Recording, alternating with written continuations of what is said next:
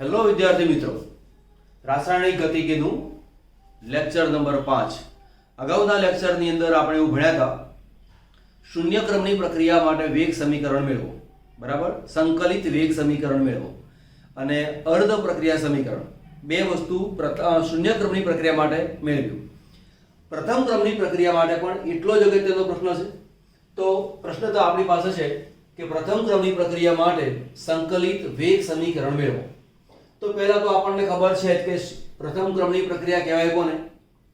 કે જો પ્રક્રિયાના વેગ સમીકરણમાં પ્રક્રિયકની ઘાતાંક 1 આવતી હોય તો તેને પ્રથમ ક્રમની પ્રક્રિયા કહેવાય. બરાબર, વ્યાખ્યા મેં બોર્ડ ઉપર લખેલી છે.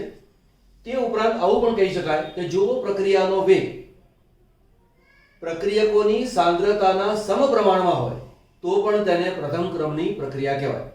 ચલો ધારી લો કે આપણી પાસે એક પ્રક્રિયા છે અને એ પ્રક્રિયા છે R, એમાંથી મળે છે P. R એટલે રિએક્ટન્ટ, રિએક્ટન્ટ એટલે કે પ્રક્રિયક, P એટલે પ્રોડક્ટ, પ્રોડક્ટ એટલે કે નિપજ. તો આ એક પ્રક્રિયા છે જે પ્રથમ ક્રમની છે એવું માનીને આપણે આગળ વધીએ છીએ. તો કે ધેરફોર વેગ બરાબર શું આવે? માઇનસ dr છેદમાં dt is equal to k r, અહીંયા લખું છું 1. પ્રથમ ક્રમની પ્રક્રિયા છે એવી ખબર છે માટે આપણે r ની ઘાતને 1 મૂકી. therefore minus dr, હવે એક કામ કરી લઈએ, આ r ને છેદમાં લઈ લઈએ. બરાબર, આ જે k છે એને એમને એમ રાખો અને આ dt છે એ આ બાજુ લઈ લો અને આ માઇનસ નું ચિહ્ન અહીંથી કાઢી નાખો અને માઇનસ નું ચિહ્ન આપણે અહીંયા મૂકી દઈએ. તો એક આ વસ્તુ આપણને મળી. હવે આ સમીકરણનું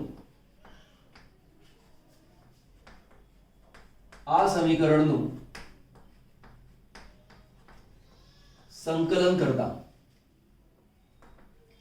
સમીકરણનું સંકલન કરીએ તો શું બને? dr છેદમાં r બરાબર માઇનસ k dt. આનું સંકલન કરવું છે તો સંકલન થાય કેવી રીતે?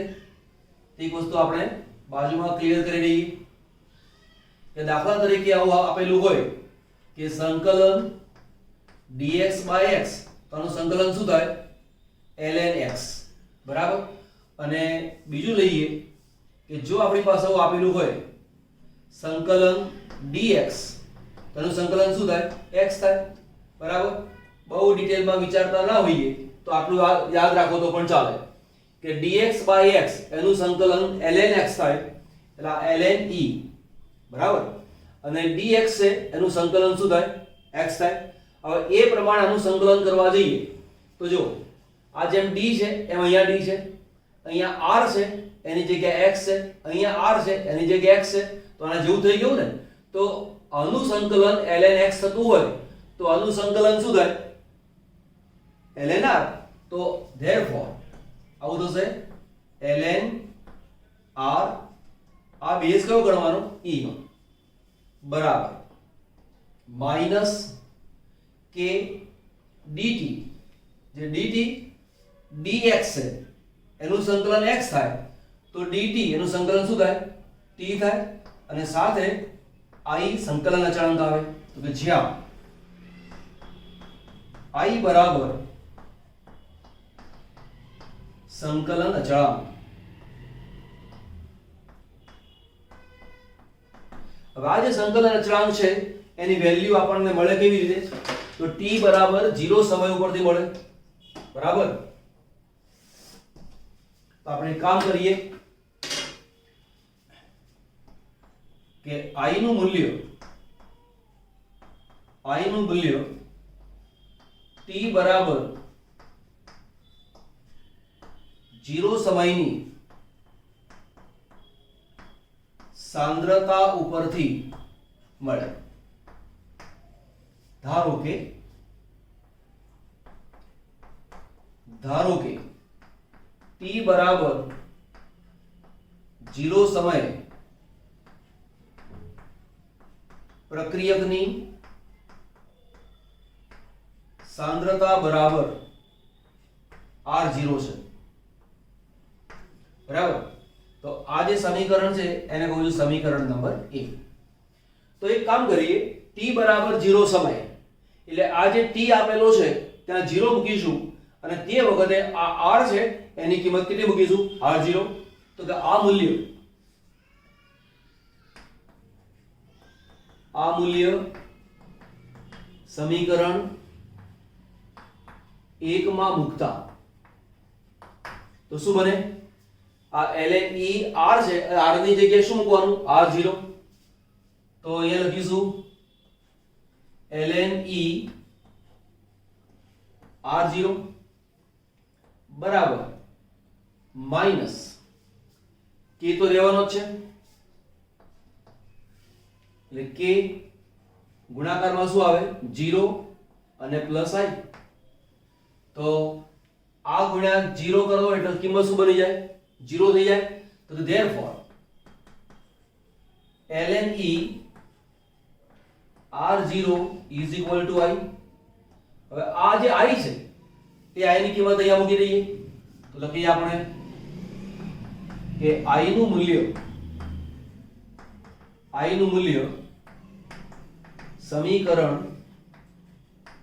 1 માં મૂકતા, તો i નું મૂલ્ય સમીકરણ 1 માં મૂકીએ તો આ i છે એની જગ્યાએ મૂકી દઈશું ln er, તો શું લખીશું ln er equal to minus k into t, i ની જગ્યાએ મૂકીશું ln er0, આ છે સમીકરણ નંબર 2। આ જે સમીકરણ છે એને પ્રથમ ક્રમની પ્રક્રિયાનું વેગ સમીકરણ કહેવાય। જો ધ્યાન આપજો, પ્રથમ ક્રમની પ્રક્રિયાનું વેગ સમીકરણ એક કરતા વધુ રીતે તમે દર્શાવી શકો છો, તો આ સમીકરણ નંબર 1 એટલે મીન્સ કે સમીકરણ નંબર જે 2 છે એ આપણું પ્રથમ ક્રમની પ્રક્રિયાનું સંકલિત વેગ સમીકરણ આ છે। એને જુદા જુદા સ્વરૂપમાં દર્શાવી શકીએ છે, એની વાત પછી કરીશું। હવે એક કામ કરી લઈએ, આ માઈનસ kt છે એને ડાબી બાજુ લઈ લો એટલે k into t left side આવી ગયું, તો બરાબર શું આવે ln e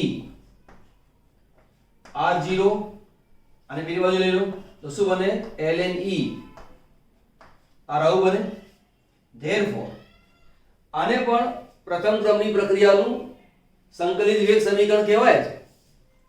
આનું નાનું સ્વરૂપ છે એટલે કોઈક વાર તમને એવો પ્રશ્ન પૂછે કે નીચેનામાંથી કયું સમીકરણ પ્રથમ ક્રમની પ્રક્રિયા માટે સંકલિત વેગ સમીકરણ છે એમ કરીને 4 ઓપ્શન, અથવા સમીકરણ નથી એમ કરીને 4 ઓપ્શન એવું આપેલું હોય તો તમારે એક અલગ પેજ ઉપર આ વસ્તુને નોંધ રાખવાની। therefore k into t, આ સ્મોલ k છે કેપિટલ k નથી, આ વેગ અચળાંક છે, is equal to આટલા માઈનસ આટલા, આ તો log ની વસ્તુ છે, જો log માઈનસ માં હોય તો ક્યાં જાય છેદમાં જતો રહે, તો શું લખીશું અહીંયા ln e અહીંયા મૂકીશું r0, અહીંયા શું કહેવાય r, તો આ જે સમીકરણ છે એને પણ પ્રથમ ક્રમની પ્રક્રિયાનું વેગ સમીકરણ કહેવાય, બરાબર ln e છે, પણ ln e is equal to 2.303 log 10, તો આવું નહીં લખીએ આપણે લખીશું ln ex આવું આપેલું હોય, આ તો e નો બેઝ છે, જો તેને 10 ના બેઝમાં 10 ના બેઝમાં ફેરવવું હોય તો શું કરાય 2.303 log 10 અને આ x છે એટલે મૂકી દીધું x, તો therefore આના માટે લખીશું કે k into t is equal to, હવે આ કાઢી નાખું છું એની જગ્યાએ શું મૂકીશું 2.303, તો 2.303 પછી log આ છે 10, હવે જ્યાં આપણે આ x લખેલો છે એ x ની જગ્યા કોણ છે r0 upon r, તો અહીં લખીશું r0 upon r। therefore આપણે એક કામ કરી લઈએ, આ જે t છે એને છેદમાં લઈ લઈએ તો સૂત્ર શું બને k = 2.303 સ્મોલ t છેદમાં અને અહીં લખીશું log 10 r0 upon r. હવે જુદા જુદા સમીકરણ છે. એક સમીકરણ નંબર 2 આને લીધું આપણે, અને સમીકરણ તરીકે લેવું હોય તો પણ ચાલે. આ એક સમીકરણ લીધું છે, એક સમીકરણ લઉં છું, આ એને જરૂર પડશે હમણાં. સમીકરણ નંબર 3 આનો આલેખ પૂછે છે એટલા માટે મેં લખ્યું છે અહીંયા. એક સમીકરણ લીધું આ. ત્યાર પછી સમીકરણ નંબર 4. આ જે ચોથું સમીકરણ છે એને આપણે ખાસ યાદ રાખવાનું છે. દાખલા ગણવા માટે આ સૂત્રનો જ ઉપયોગ કરવાનો, બીજા કોઈ સૂત્રનો ઉપયોગ કરવાનો નથી. તો વાક્ય નીચે જગ્યા છે નહીં એટલે લખતો નથી, લખું છું અહીંયા.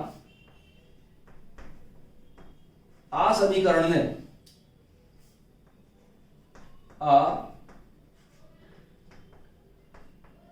સમીકરણને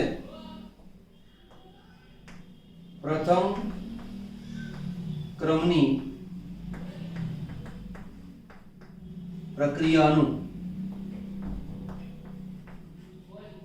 સંકલિત વેગ સમીકરણ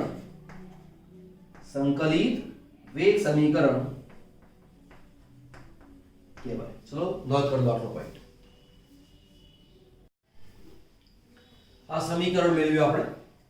એમાં r0 એટલે કે શરૂઆતની સાંદ્રતા, rt એટલે કે t સમય પછીની પ્રક્રિયકની સાંદ્રતા. અહીંયા ખાસ ધ્યાન અહીં આપજો કે માનો કે મેં શરૂઆતમાં 100 મોલ પ્રતિ લિટર લીધેલા છે અને 10 મિનિટ પછી એટલે કે t ટાઈમ પછી અહીંયા 100 લીધા હતા અને 100 માંથી 80 વપરાઈ ગયા અને બાકીના જે 20 વધતા હોય તો અહીંયા લખવાનું મારે 20.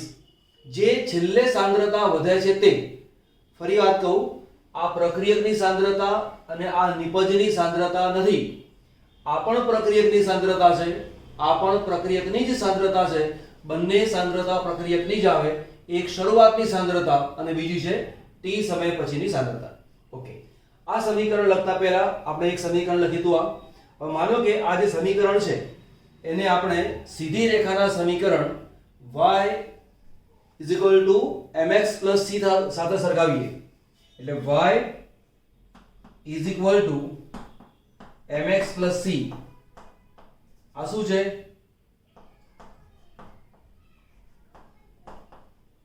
સીધી રેખાના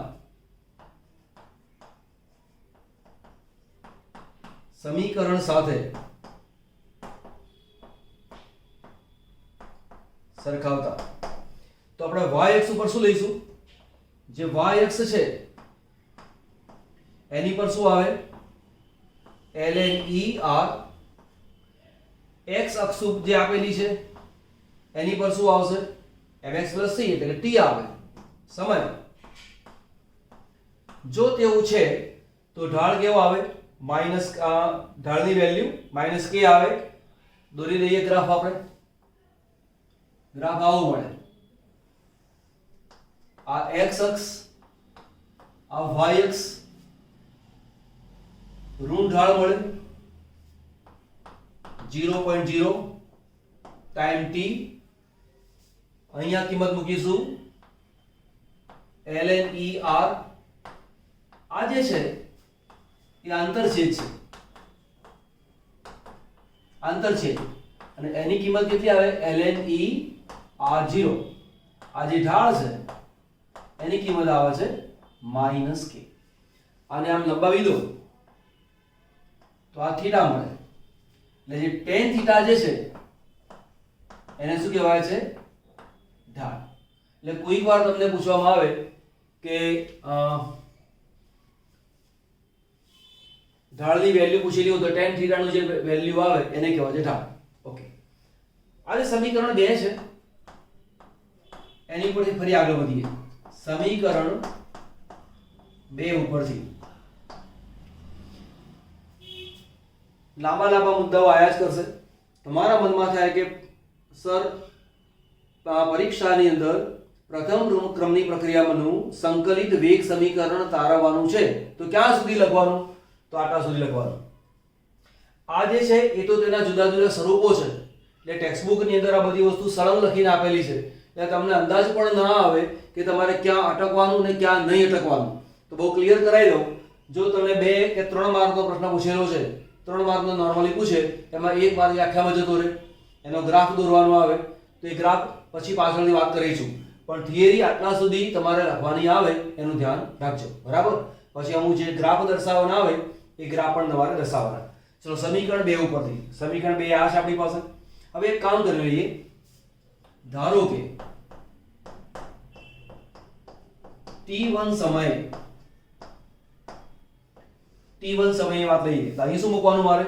t1 અને આ r ની સાંદ્રતા છે એની સાંદ્રતા r1 છે. સમયે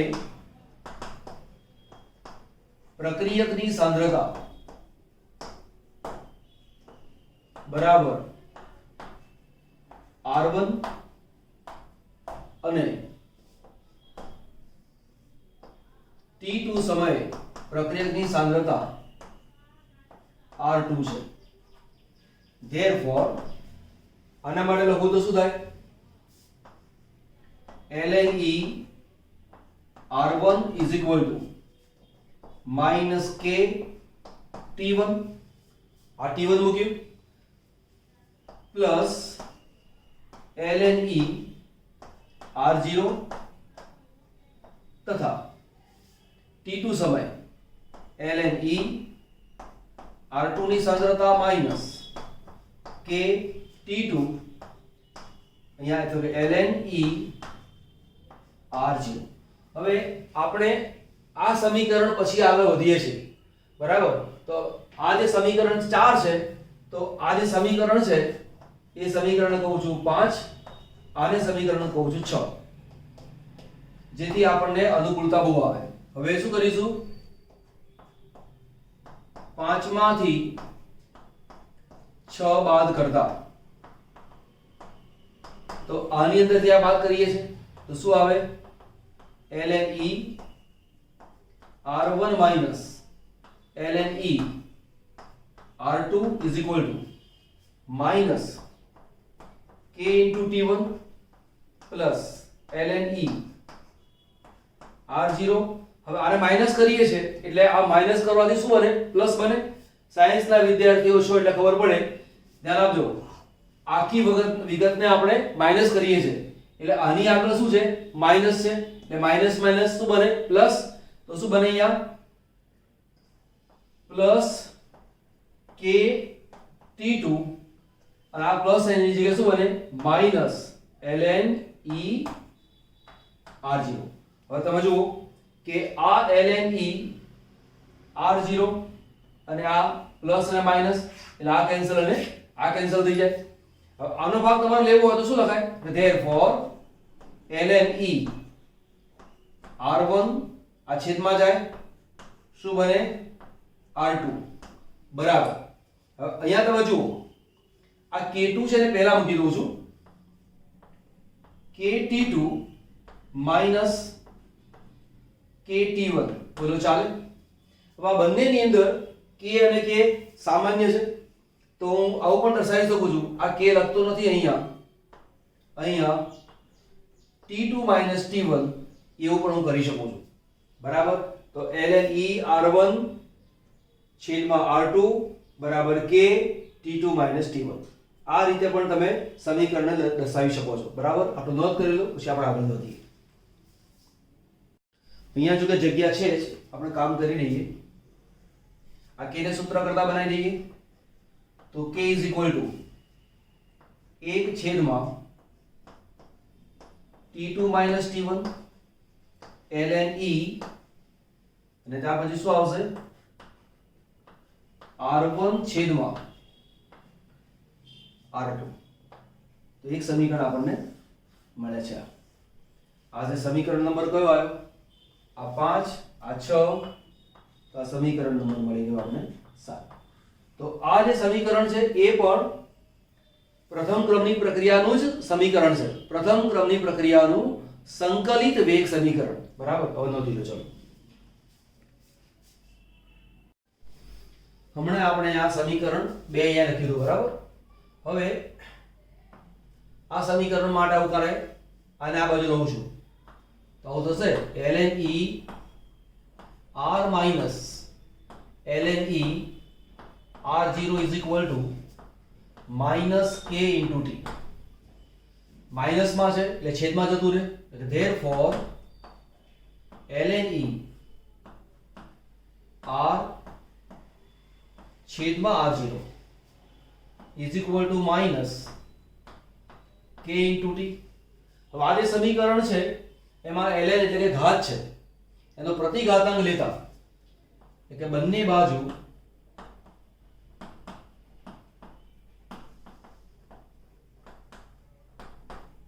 પ્રતિઘાતાંક લેતા તો શું બને અહીંયા કે આ ln નીકળી જશે તો r છેદમાં r0 is equal to આ e છે એ આના બેઝમાં જાય અને માઈનસ k into t. તો આ જે સૂત્ર છે એ સૂત્રને કહેવાય છે પ્રથમ ક્રમની પ્રક્રિયાનું ઘાતાંકીય સ્વરૂપ. તો કોઈક વાર તમને પ્રશ્ન તરીકે પૂછેલો હોય કે પ્રથમ ક્રમની પ્રક્રિયાનું ઘાતાંકીય સ્વરૂપ જણાવો તો આ તમને યાદ હોવું જોઈએ. આને કાલે બનાવીએ આપણે.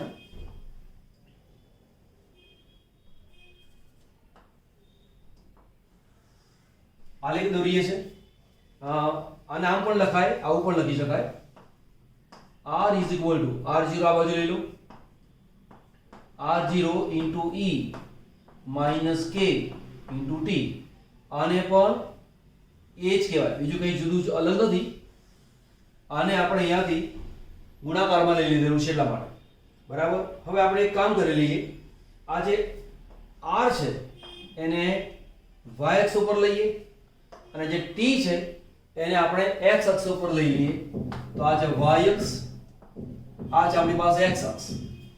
x અક્ષ એની પર લઉં છું t અને આ જે છે એની પર મૂકી દીધું મેં r. આ જે સમય કેવો કહેવાય 0.0. તો t બરાબર તમે 0 લો, t બરાબર તમે 0 લઈ લો તો k into 0 થઈ જશે એટલે વેલ્યુ કેટલી આવશે તમારી r0. તો આ જે કિંમત છે એ કિંમત તમને r0 ની પ્રાપ્ત થાય અને આનો જે આલેખ છે એ આ રીતે ઘટતો જાય. બરાબર, તો આ આલેખને તમારે યાદ રાખવાનો. ઓકે, આ જે સમીકરણ જે બે લીધેલું છે એ બે સમીકરણ ઉપરથી ફરી બીજું કામ કરી લઈએ.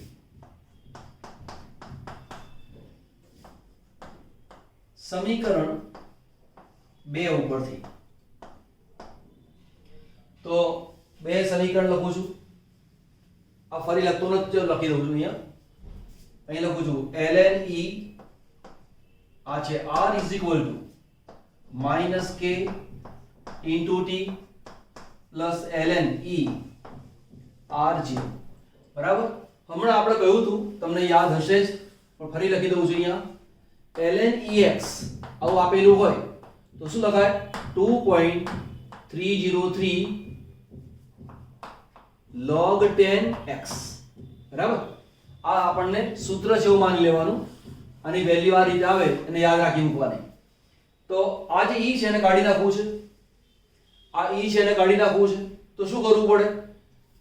આ કાઢી નાખીએ તો શું બને 2.303 બરાબર log 10r is equal to minus kt plus આ નીકળી જશે 2.303 log 10 અહીં કિંમત શું આવે r0. હવે અહીંયા 2.303 છે, અહીંયા 2.303 છે, અહીંયા નથી.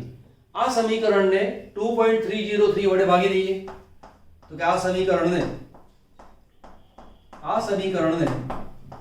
2.303 વડે ભાગતા તો આને 2.303 વડે ભાગીએ તો શું બને log 10 r0 આના ભાગો તો શું બને -k 2.303 અને અહીંયા લખું છું t, થોડું છોટું લખ્યું છે, પ્લસ આ નીકળી જશે એટલે શું બને log 10 r0। હવે આ જે સમીકરણ છે એ સમીકરણને સીધી રેખાના સમીકરણ y mx c સાથે સરખાવીએ તો y mx c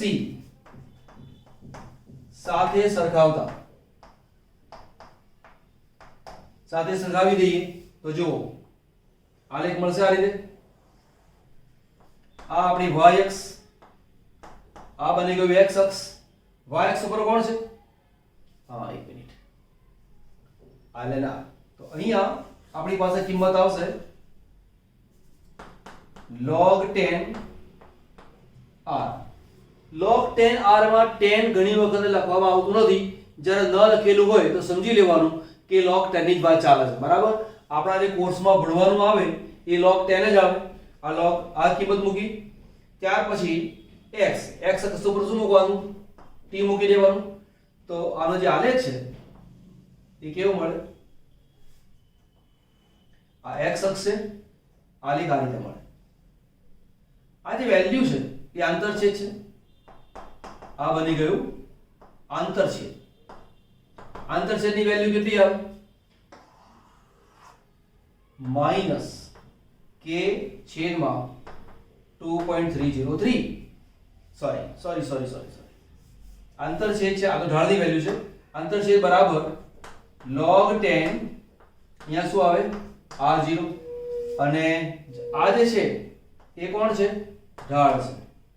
ઢાળ એટલે શું? tan θ, આ યાદ રાખજો। અને એની જે વેલ્યુ છે એ કેટલી છે? -k છેદમાં 2.303। એક વસ્તુ યાદ રાખજો, આને જો લંબાવી દો તો આ જે છે એ છે આપણો થીટા। એટલે આની જો કિંમત આપેલી હોય, દાખલા તરીકે તમને આવું કે જો થીટા બરાબર 120 ડિગ્રી તો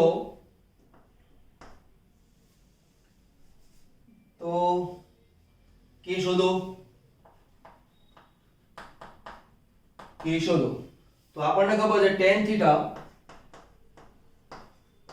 θ બરાબર શું લખાય? -k 2.303। અહીંયા શું આવે? tan 120, અહીંયા આવશે -k 2.303। તો tan 120 ની કિંમત મૂકવાની આવે અને એ કિંમતની સાથે 2.303 ને ગુણી નાખો અને આ તો k છે, માઈનસ આગળ મૂકો તો આપણને k ની કિંમત મળી જાય। જો કે એ સંજોગોમાં તમને 120 ની કિંમત આપેલી હોય તો સરળતાથી તમે k ને શોધી શકો છો। કોઈક વાર આ ના આપ્યું હોય, તમને આ ખૂણો આપી દે કે આ ખૂણાની વેલ્યુ 40 ડિગ્રી છે, કાં તો 35 ડિગ્રી છે, કાં તો 45 ડિગ્રી છે, આવું કંઈક આપી દે અને ત્યાર પછી તમને એમ પૂછે k ની વેલ્યુ શોધો, તો આની પરથી આ વેલ્યુ મળે। કેમ કે ટોટલ આટલો જે ખૂણો છે એ કેટલો હોય? 180 નો હોય। માનો કે આ તમને 45 આપેલા છે તો 180 માંથી 45 ને બાદ કરી નાખો એટલે આ થીટા મળી ગયો। એ થીટાને અહીંયા મૂકી દો અને એની કિંમત તમને આપેલી હોય, બરાબર, તો તમે આસાનીથી k ને શોધી શકો છો। તો આ રીતે MCQ પૂછેલો હોય તો તેનો આન્સર આપી શકો। હજી આપણે શું ચાલે છે? પ્રથમ ક્રમની પ્રક્રિયાનું સંકલિત વેગ સમીકરણ ચાલે છે। પણ મેં અગાઉ કહ્યું હતું કે જ્યારે તમને સંકલિત વેગ સમીકરણ પૂછેલું છે તો થિયરી 2 કે 3 માર્કની પૂછેલી છે તો ક્યાં સુધી લખવાનું એ મેં તમને કહ્યું હતું, બરાબર। અને તે વખતે તમારે કોઈ એક આલેખ દોરવાનો આવે તો દાખલા તરીકે આની પરનો જે આલેખ છે એ દોરો તો પણ ચાલે અને આ આલેખને મૂકી દો તો પણ ચાલે, બરાબર। આટલું નોંધ કરો, ફરી પાછા આપણે આગળ જઈએ છીએ। ચલો, આપણે એક સમીકરણ ભણ્યા હતા કે k = 2.303/t log 10 r0/r। આ શરૂઆતની સાંદ્રતા છે। અહીંયા તમે t લખો તો પણ ચાલે અને t ધારો કે ન લખો તો પણ ચાલે। આના માટે આવું લખી શકીએ આપણે કે k * t છેદમાં 2.303 is equal to log R0 upon RT આવું લખી શકાય. હું એને આવું પણ લખી શકું છું, અથવા log R0 RT બરાબર K 2.303 અહીંયા લખું છું T. એક અને આ બાજુ લખ્યું છે અને આ બાજુ લખ્યું છે, બીજો કંઈ ફેર કરવાનો નથી. આ જે T હતું એ ભેગું હતું, એની જગ્યાએ મેં અલગ લખ્યું છે. હવે આને આપણે કામ કરીએ. y is equal to mx plus c સાથે સરખાવતા. y is equal to mx plus c સાથે સરખાવો તો શું બને? આ છે x અક્ષ, આ છે y અક્ષ. y અક્ષ ઉપર કોણ છે? log 10 r0 upon rt. તો આ જે કિંમત છે એ બની ગઈ log 10 r0 upon rt.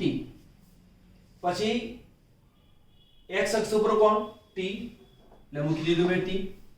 પણ તમે જુઓ કે આ જે c છે એ કિંમત અહીંયા છે નહીં, એટલે ગણી લેવાની તમારે 0. એટલે આ c ની વેલ્યુ હોય કોણ? આંતરછેદ. આ છે આંતરછેદ છે. આંતરછેદ બરાબર કેટલા છે? 0. એટલે જો આંતરછેદ 0 હોય તો તે ગ્રાફ ઓરિજિન માંથી પસાર થાય. ગ્રાફ આપણને આ રીતે મળે, બરાબર. અને તે વખતે ઢાળની કિંમત કેટલી આવે? તો કે ઢાળ બરાબર k છેદમાં 2.303. તો આ જુદા જુદા આલેખો યાદ રાખવાના કે આની સામે આ આલેખ દોર્યો હોય તો ઢાળ કયો. તો જેટલા આપણે આજે કામ કર્યા છે, ટોપિક લીધા છે, એ દરેક ટોપિકની અંદર જેટલા આલેખ આવ્યા છે એ તમામે તમામ આલેખને તમારે ધ્યાન ઉપર લેવાના. એમાં કોની સામે કયો આલેખ હોય તો ઢાળની વેલ્યુ કેટલી આવે, આંતરછેદની વેલ્યુ કેટલી આવે, એને પાક્કું મોઢે કરી રાખવાનું. એ બધી જ વસ્તુ એક કાગળ ઉપર અલગ લખીને તમારે નોંધ કરીને મૂકી રાખવાનું, કે જેથી તમને ખબર પડે કે તમે તમારા પરીક્ષામાં MCQ એટેન્ડ કરવાના હોય. આમાંથી જ પૂછાશે, તમારે MCQ આમાંથી જ પૂછાશે, એટલું ધ્યાન આપી લેજો. કયો આલેખ કયો હોય, કયો ઢાળ હોય, મોઢે કરી દેવાનું, એ તમારું કામ પાકો. બરાબર, ચલો નોંધ કરો.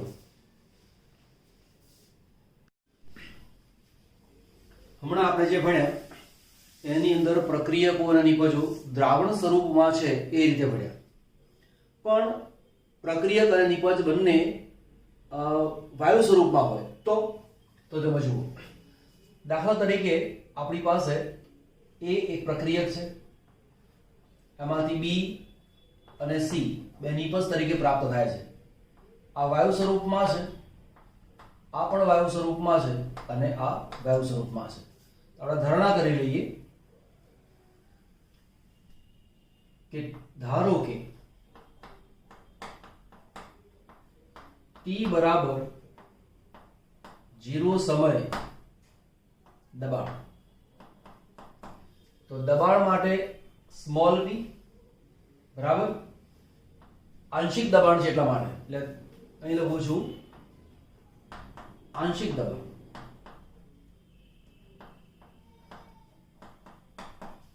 આંશિક દબાણ એટલે શું?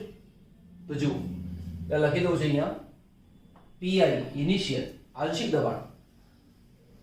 ઉદાહરણ તરીકે આની અંદર A, B અને C ત્રણ વાયુ ભરેલા છે.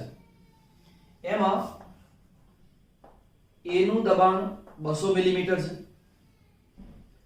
આનું દબાણ 400 મિલીમીટર છે અને જે C છે એનું દબાણ 600 મિલીમીટર છે.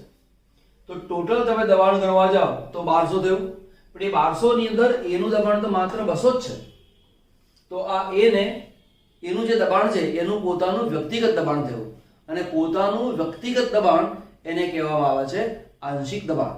કુલ દબાણની અંદરથી વાયુનું વ્યક્તિગત દબાણ કેટલું છે એને કહેવાય છે તેનું આંશિક દબાણ. તો આ જે PI ઇનિશિયલ એટમોસ્ફિયર હજી આ આવ્યું 0 અને 0, એમાંથી બી અને સી બને છે, તો હજી સી અને બી બન્યા નથી, માટે આની કિંમત 0 અને 0. ધારો કે a ના x મોલ વપરાય, બરાબર. એટલે x મોલ વપરાયા માટે આનું જે દબાણ છે એ દબાણ ઘટ્યું, તો લખું છું t સમયે આંશિક દબાણ બરાબર. તો શરૂઆતનું દબાણ હતું pi ઇનિશિયલ, એમાંથી x બાદ કરી દઈશું, આટલા એટમોસ્ફિયર. એક હોત તો 1x બાદ કરતા, 2 હોત તો 2x બાદ કરતા. અહીંયા એક જ છે માટે 1x બાદ કર્યો. આ 0 છે એમાંથી x બન્યો, તો આ થયું x એટમોસ્ફિયર. આ જે છે x એટમોસ્ફિયર, x એટમોસ્ફિયર. તો આ જે છે શું, તો કે p નું આંશિક દબાણ, એટલે આવું કે સોરી a નું આંશિક દબાણ, તો આવું કહી શકાય a નું આંશિક દબાણ. આંશિક દબાણની જગ્યાએ શોર્ટમાં લખ્યું છે a નું આંશિક દબાણ PA બરાબર PI માઇનસ x. b નું આંશિક દબાણ, b નું આંશિક દબાણ બરાબર PB બરાબર x. c નું આંશિક દબાણ બરાબર PC is equal to x. Therefore કુલ દબાણ P બરાબર PA વત્તા PB વત્તા PC, એટલે PA વત્તા PB પ્લસ PC બરાબર PI માઇનસ x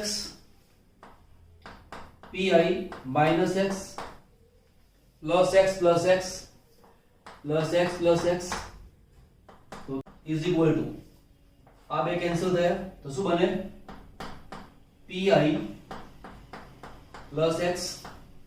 કુલ દબાણ છે એટલે શું કહેવાય P ટોટલ. ધેરફોર x ના સૂત્ર કરતા બનાવો તો શું બને x is equal to PT minus PI. આ કિંમત કોની આવી x ની. હવે તમે જુઓ a જે છે એનું શરૂઆતનું દબાણ કેટલું છે PI, અને t સમય પછીનું દબાણ, તો આવું લખી શકાય કે a નું t સમય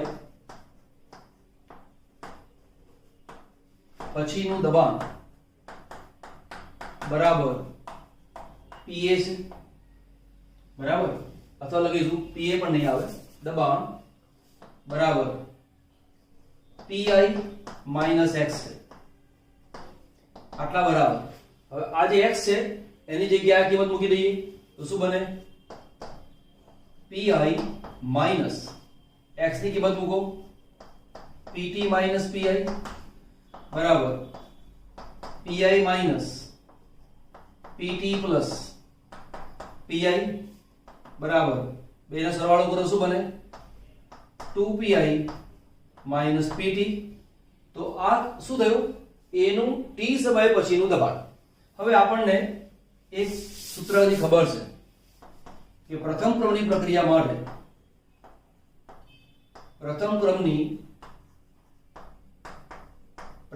માટે તો લખીશું કે k is equal to 2.303 upon t log.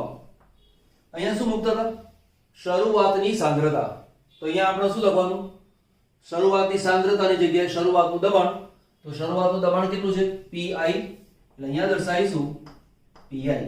અને અહીંયા શું મુકતા હતા t સમય પછીની જે સાંદ્રતા આવતી હતી તે, તો t સમય પછીની એનું જે દબાણ છે તે, તો એ લખું છું 2PI માઇનસ PT. તો આ જે કામ કર્યું એ કોના માટે કામ કર્યું પ્રથમ ક્રમ માટે. તો આ જે કામ કરીએ છે નોંધ મૂકી દઈએ કે આ પ્રક્રિયા પ્રથમ ક્રમની છે. આ પ્રક્રિયા પ્રથમ ક્રમની છે. તો એ દર્શાવું છું જો pi બરાબર a નું શરૂઆતનું દબાણ બરાબર, અને ત્યાર પછી જે છે આ 2pi minus pt એ t સમય પછીનું એનું દબાણ. આની પરથી જે અગાઉ આપણે આલેખ દોર્યા હતા એ આલેખ દોરવા હોય તો દોરી શકાય બરાબર. આપણે અહીંયા દોરતા નથી પરંતુ દોરવા હોય તો દોરી શકાય. જેમ પ્રથમ ક્રમની પ્રક્રિયાના જે આલેખ હતા તે. તો આ જે છે એ બહુ જ અગત્યનો પોઈન્ટ. આજે શું ભણ્યા આપણે?